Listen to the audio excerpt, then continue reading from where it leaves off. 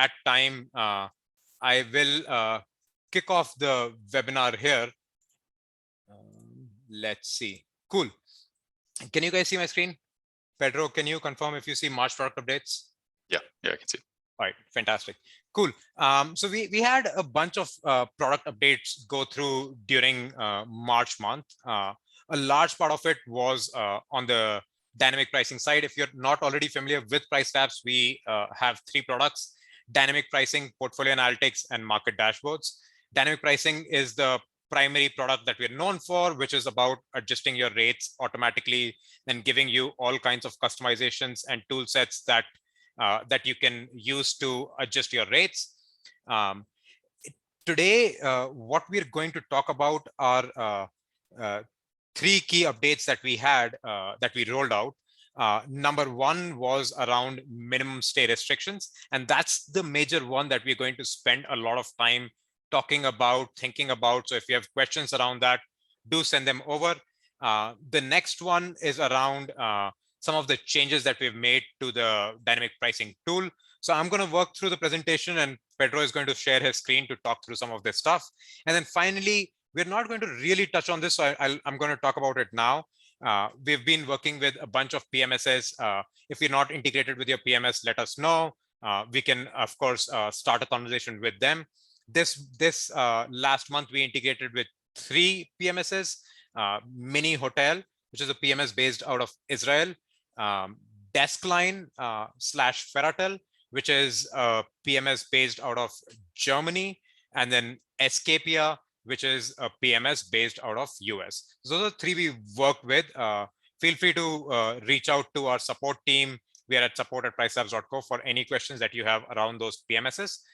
Or if you have a custom PMS, we have our own dynamic pricing API. Cool.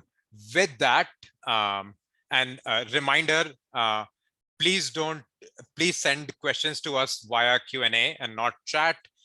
Just helps us keep things straightforward. There's a Q&A thing that you'd see at the bottom of your screen, or yeah, on the Zoom panel, right? Cool. So the biggest update that we had, and it took quite a lot of time from our team, is we made a lot of changes to minimum stay restrictions. Minimum stay restrictions, if you're not super familiar, is basically you're trying to set some limits to how long can someone stay, not how long, but what's the minimum number of nights should someone book to stay at your property, right? For example, like you may not want to allow 1-night stays, you want to allow 2-night stays or 3-night stays. If you're, especially for weekends, maybe you want to allow 2 nights or 3 nights. If you're in a vacation market in high seasons, maybe you allow 7 nights, right? And we built this tool, minimum stays, because that it allows for you to be able to maximize your occupancy while keeping your operation costs low. What I mean by operation costs is that there is a lot of cleaning or check-in, check-out effort, etc., that goes in. So instead of having 2 1-night stays, you may want to take a 2-night stay, right? And sometimes it's like if you take a 1-night stay on a weekend, it gets harder to get the, like if you get Friday booked, it gets harder to get the Saturday booked at a right price, versus if you take Friday, Saturday together, you can get a better booking. So that's what we're going to talk about. We'd introduced minimum stays, believe it or not, 5 years ago. And that was the initial version, and we kept building on top of it. As with any technology, after a while, you just need to reframe and refactor everything to be able to provide more capabilities. And that's what our team did. We changed the technology base that we were using, but also improved capabilities. And specifically, Pedro is going to walk through and talk about it. But what we did here is we've done a few different things. One, we've now allowed you to split weekday versus weekend. We previously only did weekdays or just like days. So now you can do weekdays versus weekends on various minimum stay customizations. Number 2, we've allowed you to add step level customizations. So previously, for example, Orphan booking, which is I'm sure all of you are familiar, but if you're not familiar, ask in Q&A, and we'll cover what's an Orphan booking. But for example, previously there was just one one minimum stay restriction you could have for orphan booking. Now you can have multiple. Thirdly, we added some additional customizations around adjacent bookings, which Pedro will talk about. And number 4, which is a very powerful one, especially if you're a large user or if you are in a very seasonal market, we introduced minimum stay profiles. So those are the things that we are going to talk about today. With that, Pedro, do you want to share your screen and just walk us through what happened on minimum stay restrictions? Yeah, let me open it up. Okay, let me know when you see it. I can see it, Pedro. All right, cool. Yeah, like Richie was saying, it's something we're pretty excited about. A lot of work into this one. And I guess I'll start by saying that one of the major uses of minimum stay, like Richie was saying, is trying to book your calendar solid, right? So when you see these minimum stay for orphan bookings, minimum stay for last minute bookings, before we introduced this update, you can only have one rule for each of these categories. So you could only have one rule for orphan booking, one rule for last minute. What we did now was extended, right? So if you, in this case here, I already have some of them created, but if you just go here, add another minimum stay for last minute bookings, you can go in and you can create 3 levels for these. So it becomes pretty handy to kind of create some chained kind of rules. And how this ties in with booking your calendar solid and getting more revenue is that you can do things like this, for example, right? So minimum stay for orphan bookings, you can create some really specific rules. So you can say, well, when I have a 1-night gap, I will only accept single night bookings. When I have a 2-night gap, I will only accept 2-night bookings. And then when I have some gap between 3 and 5 nights, I'll accept 3-night bookings. So you can kind of build these. The other thing you can do is create these booking rules that depend on how far out your booking is, right? So last minute bookings, you can say, well, I only accept 1 night when I'm 7 days, when the bookings are coming in the last 7 days. And then I can create, well, I'll take 3-night minimum stays if they come in the last 15 days instead. So you can do this kind of thing. And same logic goes with far out bookings. The last thing is the new customization that we have, which is adjacent day bookings in general. And those are split into 2 adjacent day bookings rules. One is adjacent day before booking, and then the second one is adjacent day after booking. The idea behind this is in some ways similar to the orphan gap, right? It's the idea of when you have a booking in your calendar, you want to manage your nights a little bit different to kind of minimize the number of gaps, right? In the case of orphan gaps, that only applies to available nights that are in between 2 bookings. While when you talk about adjacent day, you don't need like 2 bookings, right? With a single booking, you already have adjacent days that are before and after your calendar. So you can think of someone booked 3 nights in your calendar, and by booking any bookings that start right after the booking ends or right before the booking starts, you're not creating any gaps in your calendar. So you want to incentivize those. So how you can do it is, I created this rule here where for when I have booking that's 1 day before my bookings, I accept the 1 night. So that way I don't leave any gaps. Or I accept 2 nights if someone books the 2 nights before a booking, and 3 nights if they book the 3 nights before a booking. So that all of these 3 rules guarantee that I have a booking and I accept any bookings before those before that booking, as long as it doesn't create a gap. The other one is a special one that only has 1 level, and I'll talk about why that happens. But the idea is you want to set special customizations for minimum stay after booking. So after booking here, I'm saying, well, I'll take a 1-night booking, but only if it's immediately adjacent to a booking after it. So that way, leave no gap. And the reason why we only have 1 level here, and it's a common question, is it has to do with how minimum stay rules work on Airbnb, right? Airbnb only thinks about minimum stay rules for the check-in date. So setting a rule for a day that's 2 days after reservation doesn't really make that much of a difference on Airbnb in terms of preventing gaps. All right, cool. So, all right, so now that we've extended minimum stay rules and we've kind of blown up this thing into a lot of different rules, and it takes a lot of time to set this up, right? If you want to set up, I don't know, like 10 different rules. What we thought of was, well, how can we make it handy for people to reuse this work, right? So, and this, Pedro, oh, go ahead. let me pause you. We'll come to profiles, right? All right, all right. Guys, So for anyone who's listening in, this might have been a little too much to unpack if you're not already using minimum stay restrictions. So if you have a question, feel free to ask now. And I see a few that we should answer now before we get too far. But in parallel, I'm going to launch a poll because I want to know of the ones who have joined in, are they currently using minimum stay restrictions? So guys, you'll also see a poll, want to just know yes or no if you're using minimum stay restrictions, right? Number one question, Fausto, that we, Pedro, that we have here is, what is a weekend, right? Is it Friday, Saturday? Is it Saturday, Sunday? And then let's also talk about, is it customizable? Yeah, so by default in PriceLabs, a weekend is Friday, Saturday, but it is customizable. So if you go to your customizations, and this can be done on a listing level, group level, or account level, if you want it to apply to all your listings, you can go to advanced customizations and then select weekend days here, turn this on, and then you can select any definition you're a weekend. And the effect of this will not be on the PriceLabs algorithm, will be instead only on the customizations that you set up. So for example, if we go back to the Minstay rules, those will apply to here, right? So weekday now is not Friday, Saturday, is Wednesday, Thursday, but it will also apply to other rules. So you might want to be mindful about that. So for example, we have some other rules here, like let's go far out prices. Seasonal and minimum prices also. Seasonal and minimum. Yeah. Where do you see this? No, on the left-hand panel, seasonal and minimum. Oh yeah, okay, sorry, I was going to the wrong panel. All right, yeah, so if you go to like minimum file pricing, this does take into account weekend versus weekday. So this will have an impact on this rule as well. So keep this in mind when you make these changes. But and minimum weekend pricing is another idea. But yeah, that's it. Very cool. Very cool. Thank you for that.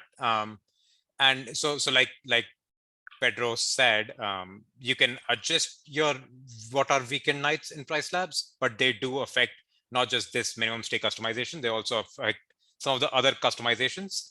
They don't affect how we calculate our rates. We calculate our rates based on what's happening in your market, not because how you've set something as weekday versus weekend, but this only affects your customizations, right? Cool, very helpful, Pedro. There is a question that I can just take. Do minimum stay requirements set in PriceLabs override the one that's in PMS? Yes, 100%, or actually, let me take that back, not 100%, 99% of cases, we send minimum stay restrictions back to your PMS. And if we do send minimum stay restrictions back to your PMS, we are going to override them. So if you're going to use PriceLabs as your revenue management tool, you want to set your stay restrictions and pricing in PriceLabs. There is a kind of a similar question, which is it better to use minimum stay in PriceLabs on an Airbnb? And I think there is an associated question, which is, if you're using this feature, should we remove minimum stay restrictions in VRB or Airbnb? Again, similar to what I said for PMS, if you're going to use PriceLabs and if you're going to use stay restrictions here, it's just better to set your stay restrictions in PriceLabs and not have anything on your Airbnb or VRBO. Otherwise, they can conflict at times. So just do your pricing, just do your stay restrictions in PriceLabs, right? If there is something that's not there that you want to set and it's just not there, do let us know. Cool. Let me see. Okay. Candice is asking, I don't know, Pedro, if you've already looked at that question. If I was just looking at it right now, yeah. Okay, so let me read that out as we're thinking about this. I'm using minimum stay restrictions 3 days for greater than 90 days, 2 days for less than 90 days. How can I improve bookings? Should I lower the 3 days minimum to try to gain longer bookings for 60 to 45 days instead of 90 days? Very good question. Pedro, do you want to take the first take and then I can also try to answer this? Yeah, so I think kind of it depends a lot on on your market, right? So I think the first thing is, I mean, you can get an idea of how your market distribution is in terms of the minimum stays on using market data. So you can go to, like, I don't know, PriceLabs has like market dashboards where you can check out this distribution. Or if you don't have market dashboards, you can look at your own data, right? You can look at your historical data and see where people have been booking. Like, I'll have been booking like do they book 3 nights, 90 days out, but the general strategy in PriceLabs and the general strategy for revenue management in general is to set a higher minimum stay far out, which is what you're saying, right? But where you put this higher minimum stay, should it be a 90, should it be a 60, should it be a 45 days?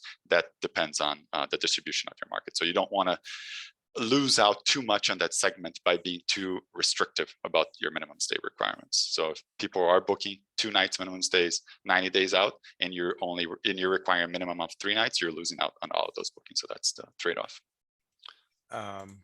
Cool. And I have a very similar answer. Like I would almost say maybe you want to have a few more customizations, Candace. Like I like to have my default minimum stay, which is the one up there, which is normally working for that 15 to 30 or 15 to 60 day kind of window. Then anything close in, I have a completely different minimum stay where, like, I'm trying to get last minute bookings just in case if my calendar is not booked. And again, you can set stepwise how you see Pedro set them. He has 7 nights and 15 nights. For my default, I also generally think about my weekdays and weekends are probably different, but it really depends on the market that you're in. And then for far out, I would say you want maybe 2 different settings, right? You may want a 3-day setting at 90 days, but you also want like a much longer setting at outside of 150 days or 180 days, because again, you don't want a lot of small bookings that are blocking your calendar. And then finally, if you're going to use any of these settings, for example, if you're using 3-night stays, you do want to set that minimum stay for orphan booking, because what will happen is, say, outside of 90 days, you've got a 3-day booking, then there is maybe a 2-day gap left, and then there is another 3-day booking. That 2-day gap is unbookable because it has a 3-day stay restriction, right? And by using the minimum stay for orphan bookings, and I'll have Pedro describe minimum stay for orphan bookings in a minute here again, right? But by setting that, you can open up that gap for 2 nights. Hopefully that makes sense. Pedro, do you want to quickly describe minimum stay for orphan bookings once again, and how to set it up? Yeah, I think and this is, I had many rules set up, and there are some questions here about how to simplify these to make it easier to use for new users, right? And the idea here is, if you have 2 bookings, one after the other, and they leave a small number of nights between them that are available, like let's say 2 nights, for example, you want to reduce the minimum stay requirements for those 2 nights in order for them to be available to be booked. So even if your general minimum stay restriction is 3 nights, for example, if you have 2 nights available on your calendar that can only be booked as a 2-night minimum stay, you probably want to make that night available to be booked as a 2-night minimum stay. So the way to do this is using orphan booking. So those 2 nights are considered orphan, and the definition of orphan is decided by you, right? So in this case here, for this example, I'm going to say anything between 1 and 2 nights, I'm going to call orphan gap. And instead of using these fixed customizations, right, here I was saying, well, I want a 1-night minimum stay for these orphan bookings. I'm going to say I want the length of gap.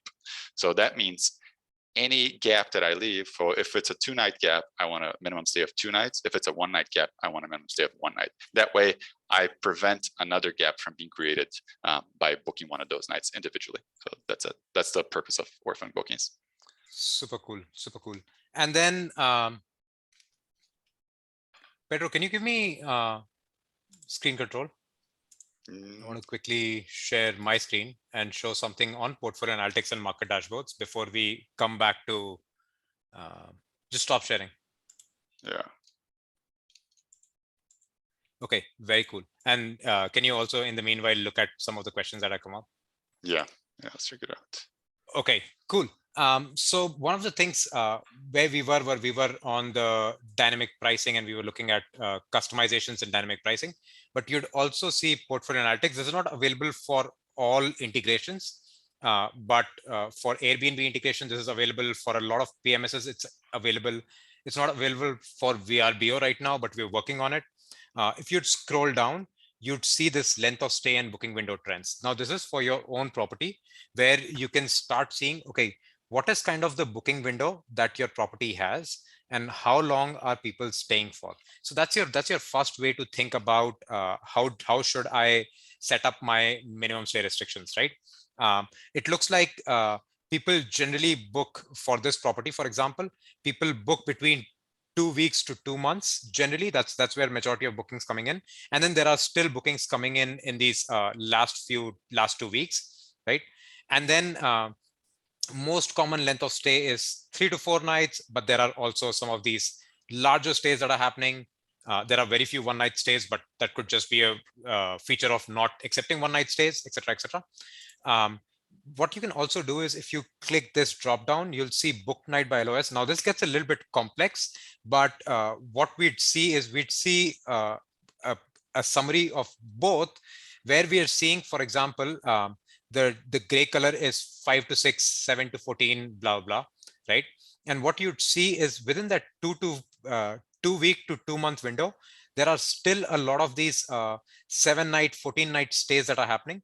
And then we're also driving some 2 nights, some 3 nights, etc. Outside of these, outside of 2 months, nothing's happening, right? So maybe I'd want to, like, if I was looking at this, I would say outside of 1 month, I'd want to test driving higher length of stay.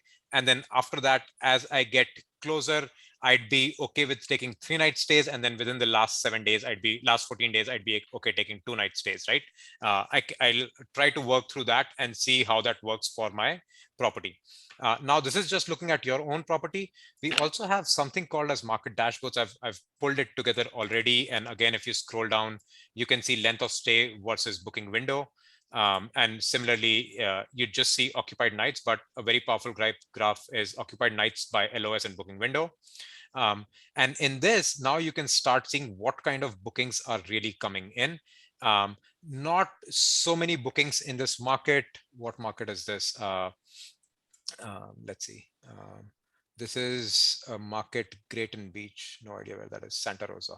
Oh, Florida, right? So it's a Florida market where it looks like for the small market that we're looking at, not a lot of people are booking last 2 weeks. They're also booking really long 7 to 14 day stays. And so I don't really want to be the person who's getting those 2-3 night stays. I really want to get those 7 to 14 day stays. So I'll set my minimum stay restriction accordingly. It's hard to cover everyone's scenario, but hopefully that gives you a sense of how to think about setting up, at least to get started with some of these stay restrictions. Cool. As I was talking through this, Pedro, any questions that you think that we should take on now versus go to seasonal profiles? Yeah, let's get through a couple of those. So there's an anonymous question here. Can you block some days for arrivals from within PriceLabs? You can set up some check-in, check-out restrictions from PriceLabs. We are also working on some customizations related to check-in, check-out, which will serve a similar purpose to Minstay customizations, where we will prioritize bookings that do not leave gaps in your calendar using check-in, check-out. So I think that's a pretty cool development, and that should be coming pretty soon. Yeah, yeah. But to add, like, I would say, if your PMS allows it, just the same day arrivals, you should probably do it there if you want to block, because we take some time before we get the data.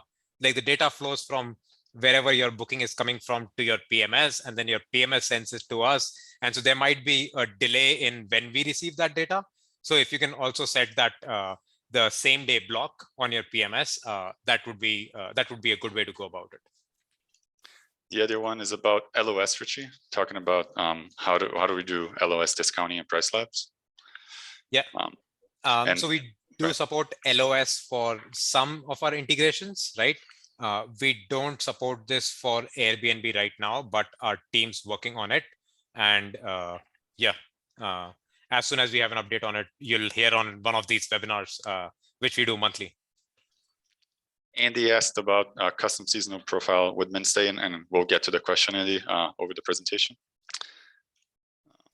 I think we can go to seasonal profiles because I also see a big ticket Christmas kind of a setting. And Yeah. then, so let's do profiles and seasonal profiles, and then we'll answer the remaining. Sounds good. Should I share then? Yeah. Let me know when you see it.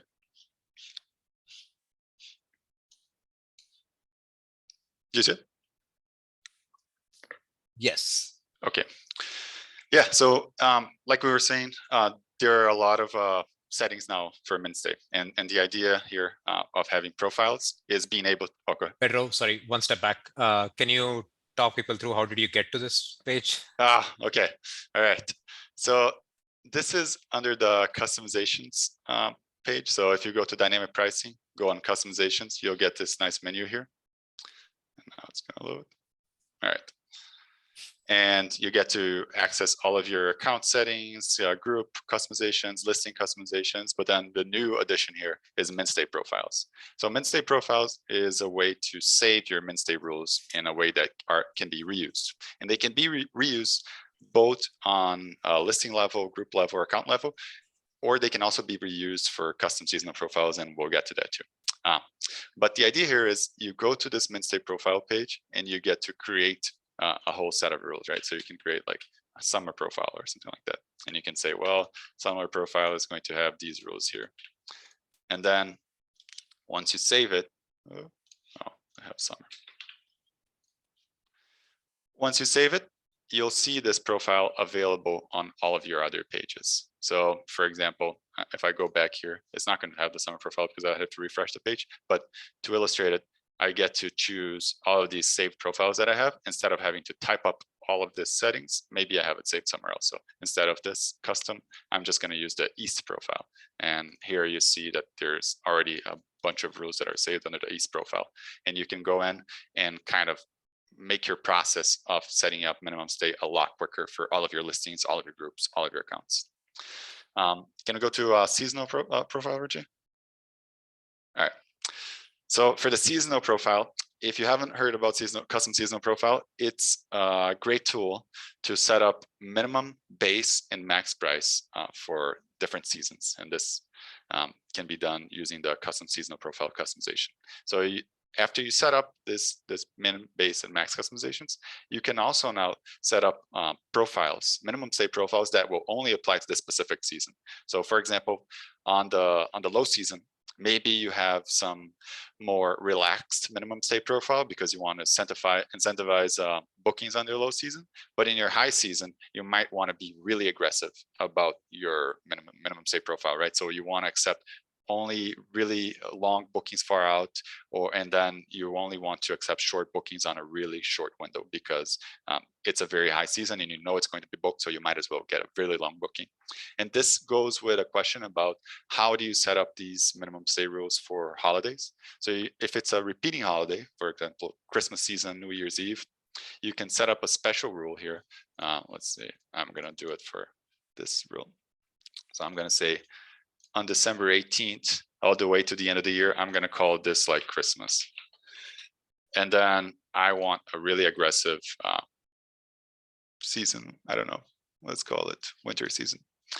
And so with this, now I have a special set of rules that only apply between December 19 and December 31. So that's another way of doing it. And a bonus thing here is you can set up a really high base price too. So it goes with the idea of like being more restrictive about your rules during the high season and less restrictive during the low season. There was a question from Andy about how, if I have seasonal profiles with different prices, can I apply them and I want to apply them to different listings? Usually how we share profiles between listings is using the percentage profile, so not using a fixed profile. So, and this would be done on a group level. So in this case here, I would go to the customizations. I would choose a group here. I would come in here, edit, add a seasonal profile, and set it as a percentage. And why set as a percentage, right? Because if you have a fixed value, the fixed value might not always apply to all of your listings, right? Some of your listings are cheaper, some are more expensive, but as a percentage, it might make sense to apply to all of your listings in an area because they have the same season. So you can say, well, I want base price plus 10%, I want max price plus 20%, and I want minimum price minus 10%. So that will be my season for this first season here. And this way you can apply custom Minstay profiles as well for listings that have different prices. So I'd say that's the answer, Andy. Otherwise, if you can't do this percentage thing because your listings have very different seasons, in that case, I would go ahead and create different profiles for each of your listings that have different seasons. Let's see if we have some other questions. Cool. Thank you for that, Andy. Hopefully that answers your question. If it doesn't, let us know. But it sounds like it does. Thank you for confirming that. And then, okay, Kimberly has a question. Big ticket nights, Christmas, July. We had a guest book the day after Christmas for 3 nights. We are now facing unbooked now. How can we set custom minimum nights? For example, we want guests to stay 2 days before Christmas and at least 1 day. Okay. You want to take that, Pedro? Yeah, I think, I mean, if you get to very specific times of the year, like you have like a very specific set of dates that you care about, because Christmas always falls on the same day, but the weekends don't always fall on the same day, right? So Christmas weekend might be a little bit different from year to year. So in this case, you might not want to use seasonal profiles. You might just want to create an override. And the override can be done on a group level to save you some time. And it can also be done much ahead of time. So you can say, well, for Christmas next year, I want to be really specific about the Minstay that I want. I want, like, I don't know, between these dates here, covering the whole weekend, I want a 4-night minimum stay. But then any day afterwards, I'm okay with my regular rule. So then you can set up your, I don't know, maybe adjacent rules, or you can even be specific and set up your fixed minimum stays. Like I want a 2-day minimum stay before Christmas, and I want, I don't know, a 2-day minimum stay on the days after Christmas. So that way it'll apply to all of the listings in this group, and it's very specific to Christmas. So when you're thinking about very specific days, you might want to use overrides instead of profiles. But if you're thinking about seasons, which are a little bit wider in scope, then go to profiles. Yeah. And then one additional thing to add, if not all of our integrations support this, but some of our integrations support check-in, check-out restrictions. So if the integration supports check-in, check-out restriction, and Pedro, maybe if you go to accounts, I can see if there is a PMS, in the list that supports check-in, check-out. Go to Airbnb. And then, yeah.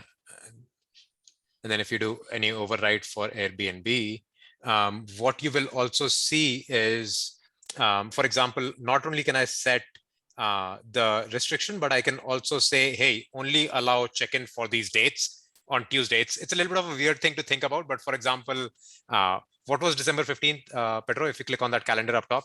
Yeah. If you click on just the date, just click the date. Okay, anyway. Yeah.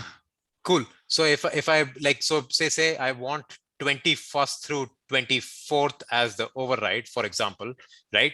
And I want people to check in on the 21st, then I would set a 4-day minimum stay.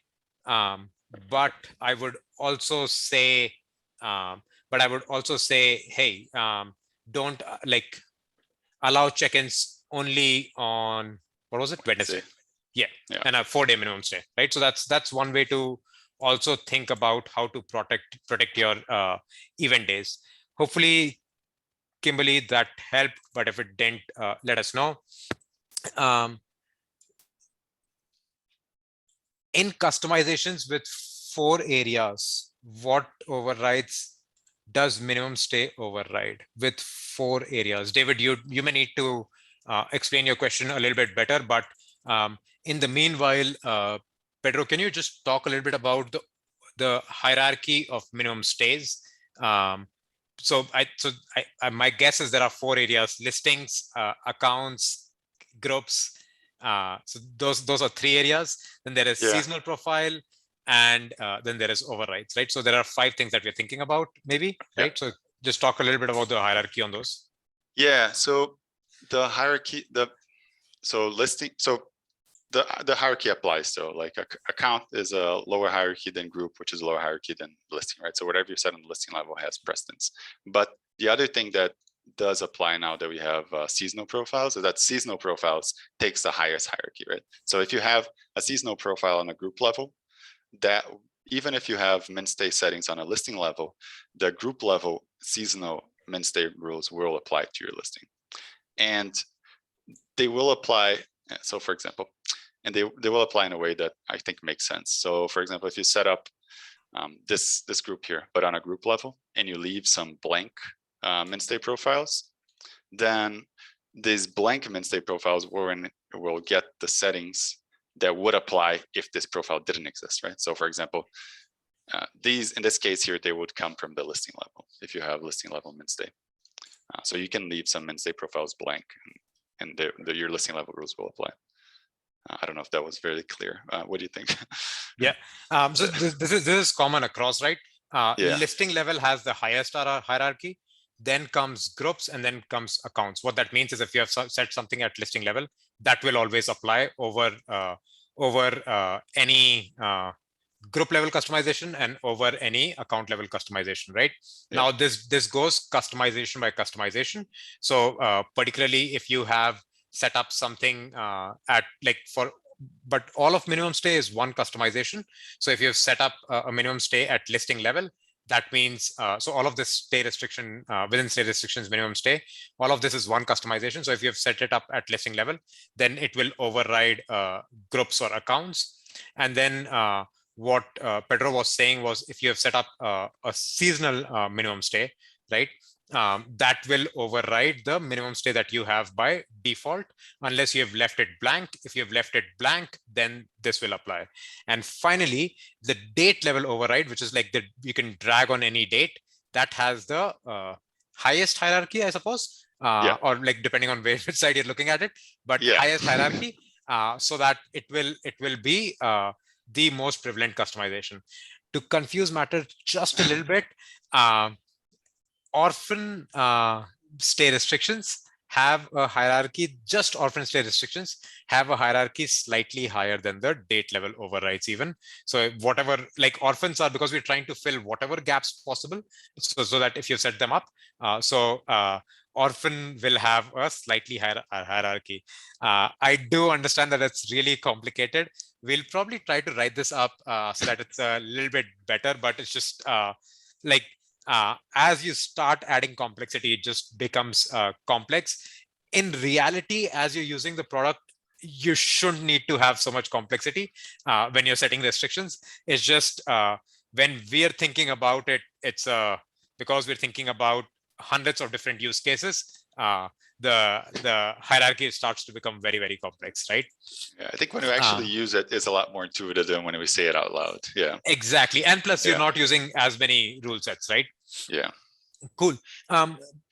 Pedro, I saw a question that I can't. Oh yeah, adjacent minimums. Let's spend a few minutes on adjacent minimums because that's just brand new. Yeah. Okay, let's go to minimum state. And let me open up adjacent. Okay, so adjacent minimums is broken down into two customizations, right? Adjacent days before a booking and after booking. So the first thing is you have to have a booking on your calendar for adjacent Minstays to apply. And the idea is you want to minimize the gaps that you have on the booking that happens after this first booking, right? So you have a booking on your calendar, and then you want to say, well, what if the user just extended this booking, right? That would be great. If the guest just extended this booking, it would create no gaps. But the equivalent thing of this guest extending this booking almost is some other guest coming in and booking a really adjacent stay, right? So that's what we're trying to incentivize here. So one of the ways that you can incentivize this is setting rules before a booking. So before a booking, you can say, well, if you come in just one day before the booking, I'll take a 1 night minimum stay. That way I'll leave no gaps. And this is this first rule here. If you come 2 days before the booking, I'll take a 2 night minimum stay. And this is the second rule here. And if you come 3 days before a booking, 3 night minimum stay, and so on and so forth, right? The nights after a booking get a little bit more complicated, right? Because on Airbnb, Airbnb doesn't care about minimum stay other than the minimum stay of the check-in date. So in that case, we only have one level of customization because of that. So just after a booking, immediately after, you can set up a rule. Well, if it's immediately after and you're leaving no gaps, I might reduce my gap to a 1 night minimum stay. And this is what it's doing here. So just kind of summarizing, the overall goal is to minimize gaps before and after a booking that's already on your calendar. And that's the idea of adjacent rules. Super cool. Very helpful. And then, like if you look at the question from Ashok, Pedro, does yeah, we get at least booking for 3 nights. 3 nights. So it looks like maybe they have, and I'm assuming this, Ashok, maybe you'd need to clarify this. Yeah. Looks like maybe they have a 2 night or a 3 night stay restriction, but if they get a gap of 4 days, how can they drive like a 3 night booking, right? I think that can be done using the adjacent stay restriction. If there's between 2 bookings, there's a gap of 4 days. I would use orphan gaps in that case. Is maybe a little bit more flexible. No, because it's not really an orphan gap. Because so say if my default value was 2, hey Ashok, like if you can send us an email, we'd like to know. Okay, so Ashok's default is 2 nights, right? So it's 2 nights. He has a 4-day gap in between, right? Now in that 4-day gap, he has like the minimum stay restriction says 2 night, 2 night, 2 night, of course, right? Because it's no longer an orphan. But using the adjacent stay restrictions, he can drive it up a little higher, right? But the adjacent days will only apply to the adjacent bookings, right? So if you have a 2-night gap, you might want to 4-night gap. Well, if you have a 4-night gap, the 2 nights in the middle won't be affected by adjacent day. So that's the challenge of using adjacent day. That's why I would use the orphan gap instead. The orphan gap affects all 4 nights. And you would need our help because in general, orphan gaps or orphan night rules are only meant to reduce the minimum stay, but we do have a setting that allows us to increase it. And that's, you need to email our support. But Ashok, if you email our support with this rule, we can make it happen. And that's, using orphan minimum stay. So we can set up a rule that says, well, if you have a gap of 4 nights or less, or between 1 and 4 nights, we'll set up the minimum stay to length of gap, for example, or length of gap -1. That way, if you have a 4-night minimum gap, the minimum stay will be 3 nights for each of them. If you have a 3-night minimum step, 2 nights, you have a 1-night minimum step or minimum gap. If you have 1-night gap, minimum stay 1 night. All right, sorry, but we can make this happen with orphan rules. Cool. Let's Ashok, do send us an email if you, and we can specifically answer. Question: do you have a feature to reduce minimum stay restriction, but take the rate up on shorter stay? So in a way, we do have this. In a way, we do have this because like for our normal bookings, for your normal minimum stay or far out minimum stay, we ask you to set your base price accordingly, right? But before you get to adjacent stay restriction, Pedro, can you go to stay restriction and show orphan? Yeah. Okay. So now we're like we have a regular stay, but we're going to take a shorter booking by having that orphan stay, right? Like I'm going to take 1-night booking or 2-night bookings when I usually take 5-night bookings. But what I can do is I can increase the prices of my orphan stay by going to stay in the custom.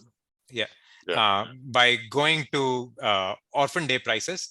And here I can add a fixed or a premium, and then a fixed or a percentage, and then I can add a premium which says if my stays are less than, not stays, but if my gaps are less than 2 nights or 4 nights, drive my price up by 20% higher, right?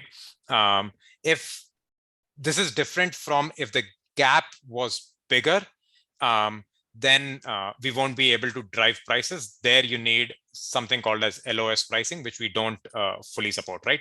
But if the gap is, the ideal thing to do is while LOS pricing is great, the ideal thing to do is to get your maximum bookings at the right LOS that your market supports and maximize the price. And then the gaps that you're left with, you use the gap stay restrictions and orphan gap prices. On orphan gap. Maybe we should streamline the wording, but the prices, you can drive it up or drive down. Driving them down helps you fill those gaps because the probability of filling a gap is lower, right? But if you think operationally it's a challenge, you may want to, because you're serving shorter nights, you may want to drive the premium up higher, right? And I think right now this only supports one line, but Pedro, is it in plan to have multiple here as well? Yeah, we have it on the roadmap, but we don't have a date for it yet. Yeah. Okay, cool. So yeah, so that's on that one. Cool. Slightly unrelated question, which is, I see a weekly and a monthly price on your screen. Can you explain a little bit about that?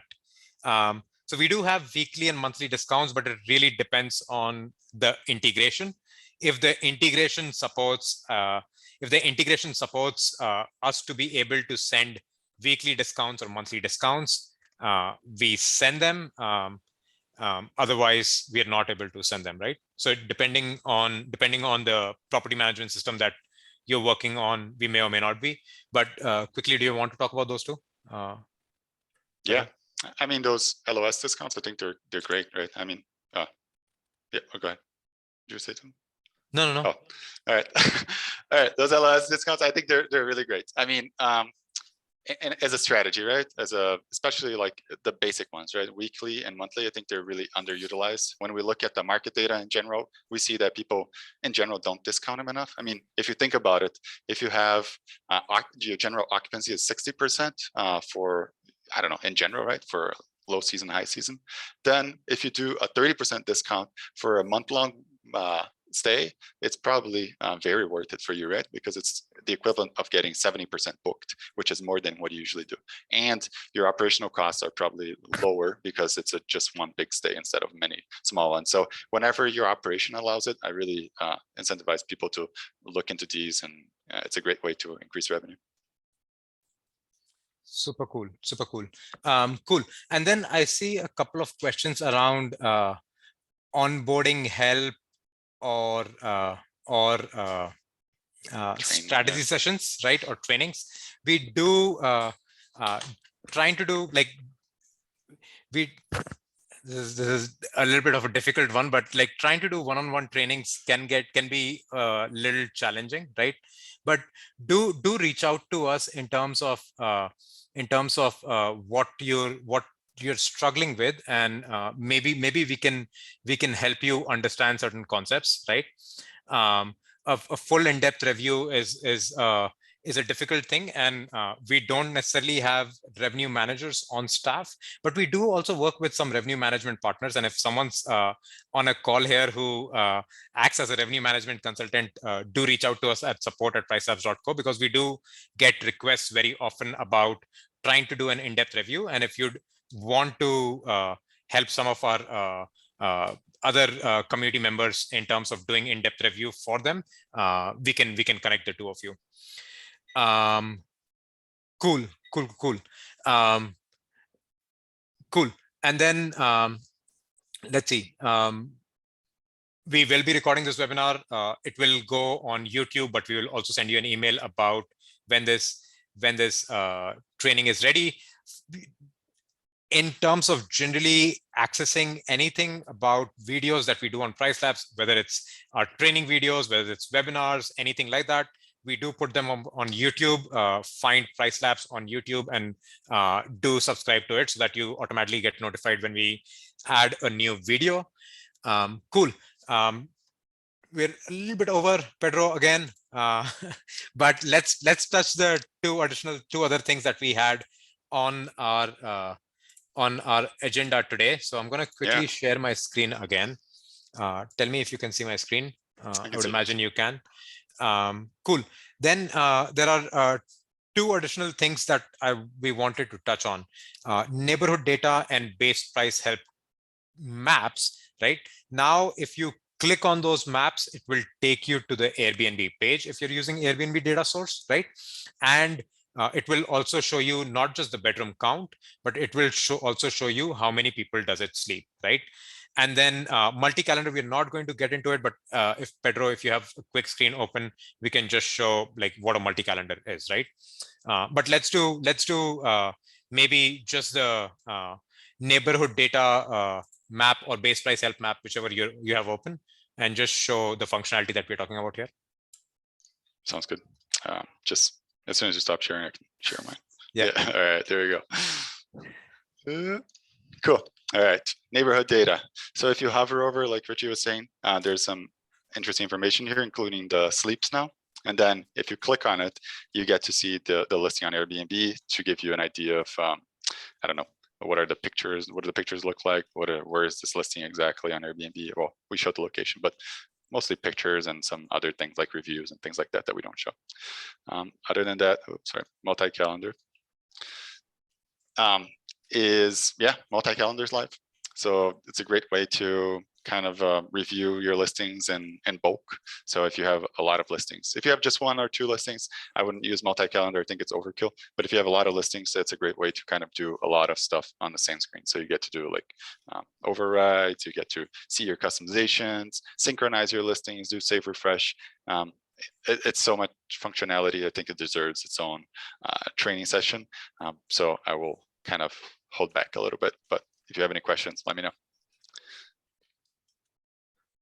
Cool. Very cool. Sorry, I was replying to some questions. Are you already through with the map stuff? Yeah, I just went through the okay, map. Yeah, that was quick. That was quick. Sorry, I was replying to some questions here. Cool. Let me see. So that's really it, guys. That's what we had for today. The changes that have come on stay restrictions, and then two of the things that Pedro recently showed. Tammy has a question around: is there a way to choose an area that you want your pricing to be managed by? Pedro, do you want to answer that? Yeah, so the area is chosen automatically by PriceLabs based on your location. But if you think that the area is like way off or something like that, you can email our support and we'll work with you to customize it a little bit using some backend settings. The thing that you can customize in PriceLabs completely on your own is the listings that you compare yourself against. So if you go on neighborhood data, we have lasso tool, we call it. Let me just show it because it's easier to show. It's here. So if you go here on neighborhood, it's on base price help. If you go to base price help, you can use the lasso tool to kind of compare your listings against. So that's an interesting way of getting some. So this is not going to change what data we use for pricing, but it is going to change the data that you see for your benchmarking, which can be interesting too. So you can base go price here benchmarking. For base price benchmarking. So you can go here, this listing is very sparse, but I would say like, I don't know, maybe I don't care these listings here on the north side for this mountain listing. I just care about these few ones down here. So I go here, save the area, and now only these selected listings will be used for this market-based base price. So that's something that you have under your control in terms of area. Yeah, and so that allows you to think about the base price of the listing, right? But in terms of the properties and the data that we use to price your properties, that's something that we automatically come up with based on where your listing's located, right? Cool. Cool. I know there are a few questions around trainings or review. And it's honestly, it's not about money. It's about the bandwidth that we have in order to do one-on-one reviews. But do reach out to us. Send us an email at support@pricelabs.co. We'll see what we can help with. And also, once again, if someone's listening in and works as a revenue management consultant, we get a lot of requests from folks around where they want to do an in-depth review, where they're also willing to pay for it. So do reach out to us, and we can make the connection between two parties. Cool. That's really it. Thank you so much for everyone who joined in. Yeah, please, revenue managers, raise your hands and help out here. Cool. Yeah, we'll be uploading this on our YouTube channel. Do follow it. We'll also be sending you an email since you had registered for it. And that's it. If you have any feedback on the webinar that Pedro and I just ran, or if you have any feedback on the product or anything else, please do feel free to email us at support@pricelabs.co, or inside the product, you'll see a question mark where you can send us a message, and we'll take it from there. Hopefully this helps. Thank you so much, guys. Take care. Bye-bye. Right, thanks.